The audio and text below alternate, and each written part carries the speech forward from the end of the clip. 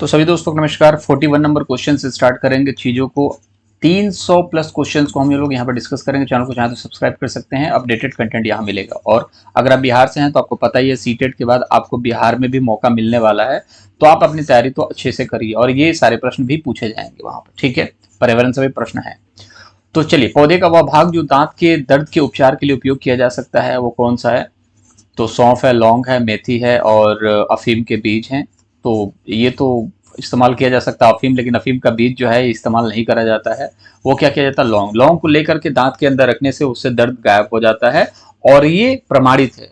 भारतीय गांव में आप देखोगे तो ये चीज बहुत प्रमाणित है। अगर दांत में दर्द हुआ तो लौंग यहाँ पर देखने को मिलता है और उसको दांत को नीचे दबा देने से आपके दांत का दर्द का उपचार होता है। और मैंने भी इस चीज को अप्लाई करा है और वाकई में काम करता है ये, ठीक है। तो गेहूं के आटे से चपाती बनाने की सही प्रक्रिया क्या है? गेहूं आपने लिया, गेहूं से आटे बनाया आपने और आटे से अब चपाती बनानी है, ठीक है। तो गेहूं के आटे से चपाती, चपाती मतलब कि रोटी, ठीक है। इंग्लिश में इसको ब्रेड भी बोला जाता है, ठीक है। अब आटे को पहले गूंथेंगे, ठीक है। फिर उसके बाद आटे की छोटी छोटी लोइयां बनाया जाएगा, ठीक है। ये सिंपल सी बात है। गूंथना मतलब कि सानना जिसको बोलते हैं, लोई बनाई जाती है। लोइयों को बेला जाता है, ठीक है। एक बेलना चौकी जो होता है उस पर बेला जाता है और आग में पका दिया जाता है, ठीक है। आग में पकाने का मतलब है कि कई बार क्या होता है, आग में पकाने का आपने तंदूरी रोटी देखी होगी, डायरेक्ट आग में पकाया जाता है फिर, या फिर इसको तवे पर सेका जाता है। और दूसरी चीज, आटे की छोटी छोटी लोइयां बना करके आटे को गूंथ करके, ठीक है। आटे को लोइयां पहले बनाओगे फिर बाद में गूंथोगे तो ये गलत हो गया, ठीक है। पहले आप गूंथोगे फिर लोइयां बनाओगे, ठीक है। आटे की छोटी छोटी लोइयां बना करके, लोइयों को बेल करके आटे की लोई बना करके, ठीक है, और आग में पका करके, तो आटे की छोटी छोटी लोइयां बना करके, लोइयों को बेल कर आटे की लोई बना करके, तो ये दो दो चीजें दो बार रिपीट हुई है कंफ्यूज करने के लिए, तो ये भी गलत आंसर हो जाएगा। आटे को गूंथ कर लोई बना लीजिए, ये भी ठीक है। लोई को बेल कर तैयार कर लीजिए। आटे की छोटी छोटी लोइयां बनाकर आग पर पका दीजिए। अब छोटी छोटी लोइयां आग पर पकाओगे कि बेला हुआ पकाओगे? ठीक है, लोइयां बेल करके आपने तैयार कर दिया और छोटी छोटी लोइयों को बना करके, तो आपको लगेगा कि यार ऑलमोस्ट सारे आंसर तो सही हैं, लेकिन आपने कभी रोटी बनते हुए देखा होगा या बनाई होगी तो आपको पता चलेगा आंसर नंबर फर्स्ट जो होगा वो आपका राइट आंसर होगा, क्योंकि सिंपल है। गुथना है, रोटियों को लोई बनाना, और इस तरीके के प्रश्न आपसे बनेंगे, ठीक है। और उसके बाद बेलना है और उसके बाद कहीं ना कहीं रोटी तैयार हो जाती है, ठीक है। नृत्य और मुख्य रूप से मुद्रा और भावनाएं क्या प्रदर्शित करती है? अगर कोई व्यक्ति डांस कर रहा है तो वो क्या चीज देखने को मिलता है उसके? कहीं ना कहीं मुख्य रूप से वो क्या प्रदर्शित करने की कोशिश करता है? तो वो होता है भावनाएं। बहुत सारे लोग यहाँ पर नृत्य प्रदर्शन, जो नृत्य प्रदर्शन होता है वो आप देखोगे तो कॉलेज में होता है, इंस्टीट्यूट्स में होते हैं, जहां पर आप एक परफॉर्मेंस डांस स्टेज शो देखने को मिल जाता है आपको। लेकिन ये स्पेशली उस प्रदर्शन की बात नहीं कर रहे, यहाँ पर एक बात की जा रही है कि नृत्य में क्या होता है। नृत्य प्रदर्शन तो अलग चीज है, आपने किया नृत्य का प्रदर्शन हो तो नृत्य प्रदर्शन आपने किया, लेकिन नृत्य ने क्या किया है? तो नृत्य ने आपकी नई भावनाओं को दिखाया है। अब देखिए, एक बहुत ही अलग सवाल है और ये भावनाएं क्यों होती हैं इस चीज को समझिए। आपने देखा होगा आंध्र प्रदेश में कौन सी डांस होती है? कुचिपुड़ी, ठीक है। कर्नाटका में क्या होता है? यक्षगान, यक्षगान होता है, ठीक है। तो कुल मिला जुला करके आप देखोगे कथक होता है कहां पर? कथक होता है यूपी में, उत्तर प्रदेश में। कथकली कहां पर होता है? कथकली ये होता है आपका केरल में। तो ये सब क्या दिखाने की कोशिश करते हैं? ये सब भावनाएं दिखाने की कोशिश करते हैं। सारे जो नृत्य हैं वो भावनाएं दिखाते हैं। प्रदर्शन तो आप करते हो, आत्मविश्वास नहीं दिखाया जाता, हाथ और चेहरे की गति नहीं दिखाई जाती है, ये भी गलत हो गया। क्या होगा? भावनाएं दिखाई जाती है। इस डांस के थ्रू अपने भावनाओं को व्यक्त किया जाता है, ठीक है। अब देखो काली माता ने क्या किया था, उन्होंने एक नृत्य करा था और वो उस नृत्य के थ्रू अपनी भावनाओं को व्यक्त किया था कि वो बहुत गुस्से में है और जो भी सामने आएगा उसको हम छोड़ेंगे नहीं। ये क्या है? भावनाएं ही तो है। तो आंसर नंबर जो होगा सेकंड होगा, राइट आंसर होगा, ठीक है। चलिए अगला प्रश्न देख लेते हैं। निम्न में से कोई एक ऐसा है जो कि भिन्न है तीसरे से, चौथे से, पांचवे से, वो कौन सा है? तो ये बहुत आसान से सवाल होते हैं, इसको हम हलवा क्वेश्चन बोलते हैं, लेकिन ये हलवा कभी कभी घर में बनता है, वैसे ही क्वेश्चन भी कभी कभी हलवा वाले मिलते हैं आपको। तो नदी जो है वो देखो, नदी, ठीक है।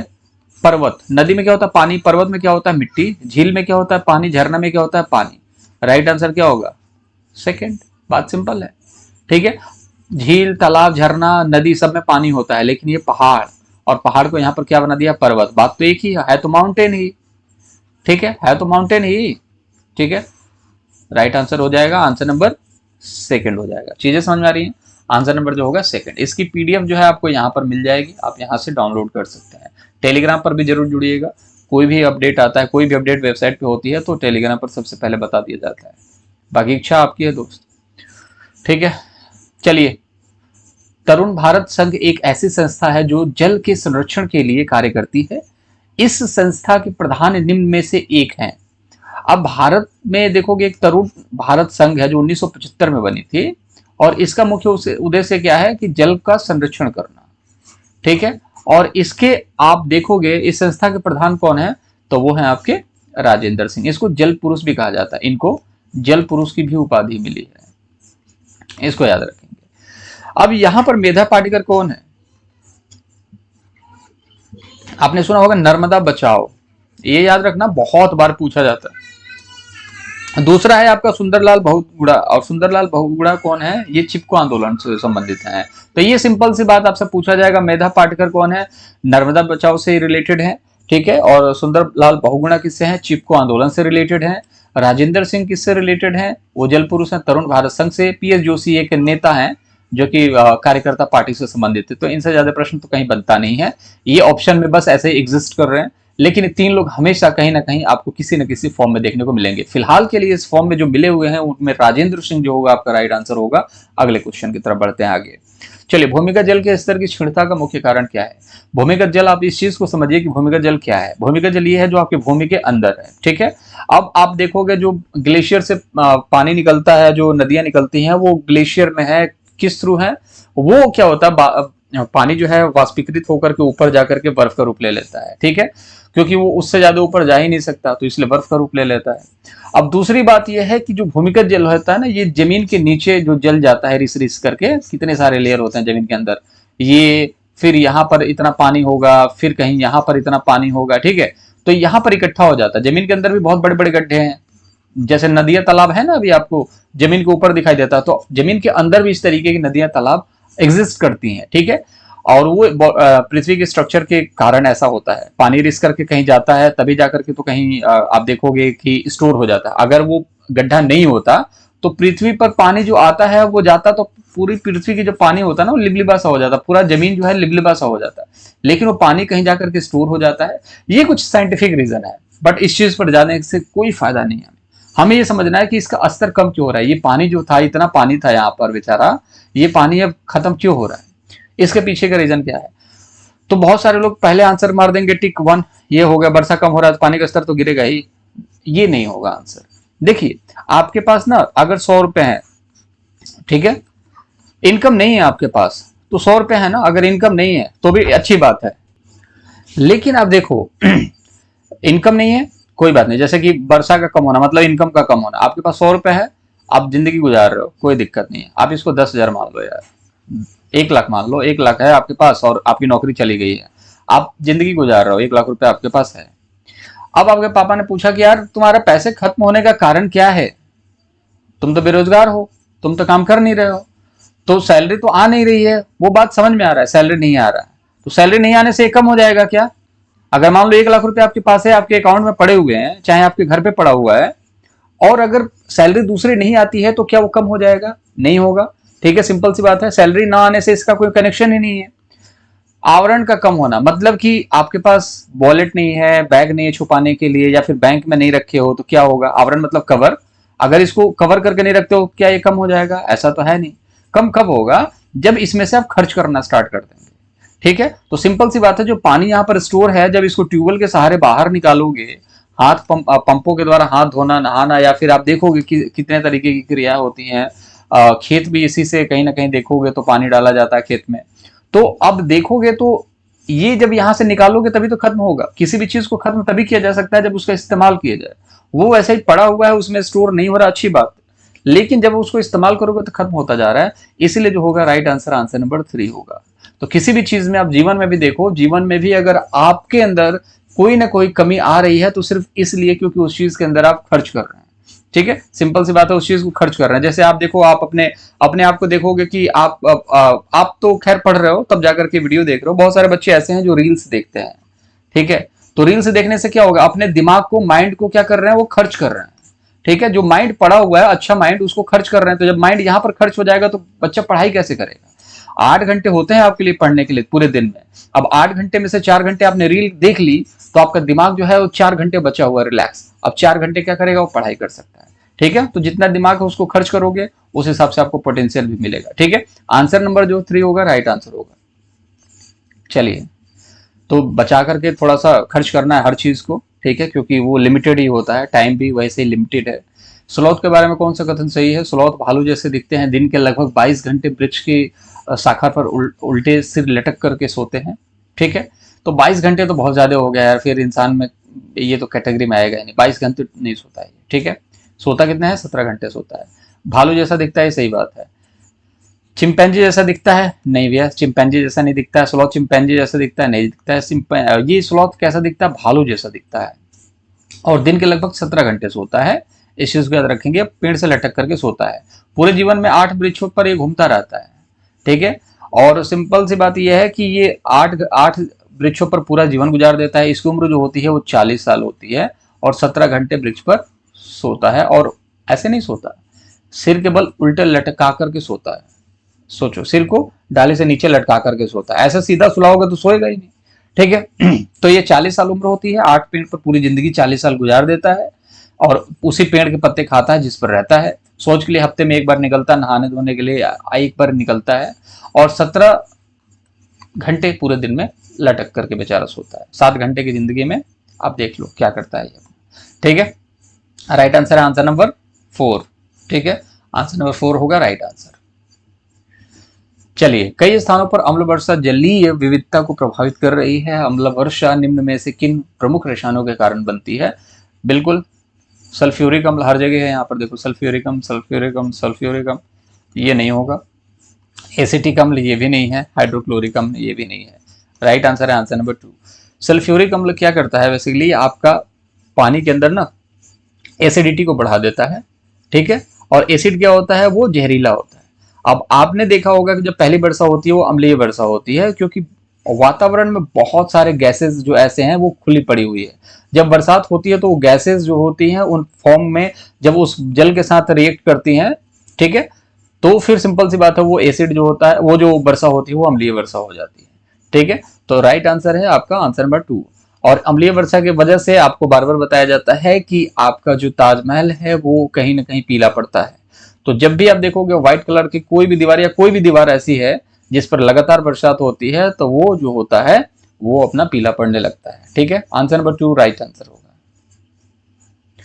चलिए, धरती पर अलवण जल की उपलब्धता बहुत कम है। अलवण मतलब कि शुद्ध जल। ठीक है, हमेशा अ लग जाने से अशुद्ध नहीं हो जाता है, कुछ कुछ चीजें शुद्ध हो जाता है। लवण मतलब क्या होता है, सॉल्ट। ठीक है, अलवण मतलब क्या होता है, मतलब कि जिसमें सॉल्ट ना हो। अब जिस पानी में सॉल्ट नहीं है वो पानी तो शुद्ध हुआ ना, तो 100% प्योर वाटर जिसमें सॉल्ट नहीं है। अब जब आप समुद्र का पानी पियोगे तो वो सॉल्टी होता है, लेकिन अलवण मतलब कि उसमें सॉल्ट नहीं है। तो बहुत कम जहां पर 100% प्योर वाटर मिले, वो कुछ उपलब्ध अलवण जल की निम्न में से किस में सर्वाधिक प्रतिशत कुल अलवण जल की मात्रा उपलब्ध है।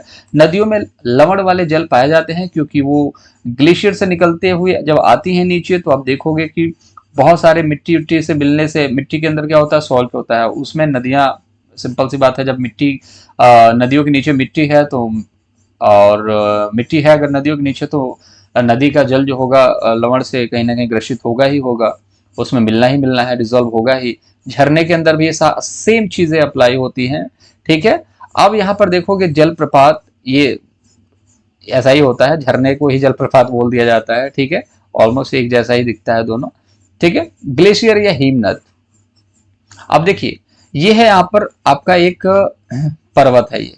ठीक है, एक पर्वत है यहाँ पर, ये देखो आपका ये क्या है, ये ग्लेशियर है, मतलब पूरा बर्फ है। अब यहां से निकलता है पानी, और ये रहा मिट्टी। ठीक है, ये रहा मिट्टी। तो यहां पर आप देखोगे कि ये जब पानी जब आता है ना यहां से, तो ये जो मिट्टी है ना, मिट्टी जो है पानी में मिल जाता है। जब मिट्टी पानी में मिलता है तो वो जो पानी हो जाता है वो लवणीय हो जाता है, सॉल्टी हो जाता है। ठीक है, इसको याद रखेंगे। तो यहाँ पर आप देखोगे कि ग्लेशियर जो है यहाँ पर बिल्कुल कोई मिट्टी का कनेक्शन नहीं है, इस वजह से सबसे शुद्ध पानी होता है, लवण नहीं होता है। आंसर हो जाएगा आंसर नंबर 3। ठीक है, चलिए अगला प्रश्न देख लेते हैं। यहाँ पर निम्न में से जल के विषय में कौन से सही नहीं है? जब भी नहीं पूछता है, जो नहीं वाला आंसर होता है वो सही हो जाता है। ठीक है, तो इसमें नहीं है तो इसमें से आंसर को गलत निकालना है, जो गलत होगा वही सही होगा। चीजें समझ रहे हो, जो गलत है वही सही है क्योंकि प्रश्न में नहीं है। ठीक है, अब जल एक सार्वभौमिक विलायक है। सार्वभौमिक विलायक का मतलब कि इसमें सब सारी चीजें डिजोल्व हो सकती हैं। ठीक है, हर जगह ये डिजोल्व हो जाता है, जहां पर भी ले जाओ ये डिजोल्व हो सकता है। तो ये बिल्कुल सही बात है भाई। इसमें विभिन्न पदार्थों को घोलने की क्षमता होती है, किसी भी पदार्थ को घोल देता है। अब आप कहोगे लोहा नहीं घोल पाता, लोहा भी घोल देता है दोस्त। ठीक है, टाइम लगता है लेकिन लोहे में जंग पकड़ लेता है, और जैसे ही लोहे में जंग पकड़ता है तो लोहे की पपड़ियां जो है धीरे धीरे करके छूटने लगती है। वो सिर्फ किस लिए होता है? क्योंकि उसमें पानी जो है घुलने की कोशिश करता है। तो पानी जो है ऑलमोस्ट सभी पदार्थों को घुलने की क्षमता रखता है और सभी चीजों में विलयन की कैपेबिलिटी भी रखता है। जल का घनत्व जो है 100 डिग्री से ऊपर होता है। तो ऐसा देखिए, जल का जो घनत्व होता है वो 100 डिग्री पर नहीं होता है, सर्वाधिक होता है 4 डिग्री पर। ठीक है, 100 डिग्री पर तो भाई जल क्या होता है, हवा में उड़ने लगता है। अब देखो 100 डिग्री पर पानी उबलने लगता है। अब जब ये जल है, मान के चलो कि ये जल है, अब ये हवा बन के उड़ रहा है। ठीक है, ये हवा बन के उड़ रहा है, तो जल के मॉलिक्यूल्स कहाँ पर हैं? दूर दूर हैं। ठीक है, ये देखो, ये क्या है? जल के मॉलिक्यूल्स हैं, इनके बीच में गैप है, इनके बीच में गैप है। तो घनत्व क्या हुआ? जब गैप ज्यादा होता है तो घनत्व कम होता है। और ये एक जल है, मतलब कि इसका घनत्व कैसा है? इसका घनत्व ज्यादा है क्योंकि एक दूसरे से चिपके हुए हैं। तो 100 डिग्री पर तो पानी ऊपर उड़ने लगता है, तो घनत्व कहाँ से अच्छा होगा? घनत्व तो बहुत कम होता है। सबसे कम आपको देखने को मिलेगा कि घनत्व जो है 100 डिग्री के आसपास देखने को मिले। उससे ऊपर जाओगे तो और ज्यादा घनत्व कम होगा। तो सर्वाधिक घनत्व जो होता है वो 4 डिग्री पर होता है। इसको याद रखेंगे, बार बार पूछा जाता है। पदार्थ की 3 अवस्थाओं में जल विद्यमान है, जैसे कि जल जो है वो आपका पानी के रूप में है, ठोस मतलब कि आपका बर्फ के रूप में है, और गैस यानी कि हवा के रूप में, गैस के रूप में भी है पानी, जैसे कि वाष्प के रूप में। ठीक है, तो बर्फ के रूप में भी पानी है, तरल लिक्विड के रूप में भी है, और गैस वाष्पीकरण के रूप में भी आपको जो आपको ह्यूमिडिटी दिखता है बरसात होने के बाद, वो सारी अवस्थाओं में विद्यमान होता है। तो ये भी सही है। तो 3 ऑप्शन तो सही है, एक आंसर गलत है ये वाला। तो जो गलत है वही गलत है और वही जो होगा सही है। ठीक है, जो गलत है वो गलत है, वही आपका सही हो जाएगा क्योंकि यहाँ पर पूछा गया नहीं है। ठीक है, तो चलिए अब मुलाकात करेंगे 51 नंबर क्वेश्चन पे। अगर इसका आंसर आप देना चाहें तो आप इसको दे सकते हैं। ठीक है, और चाहें तो चैनल को सब्सक्राइब कर सकते हैं, यूट्यूब चैनल को, और यहाँ पर फ्री कंटेंट है, PDF पढ़ सकते हैं। 300 प्लस क्वेश्चन की यहाँ पर सीरीज यहाँ पर आप लोगों को दिखाई जा रही है। ठीक है।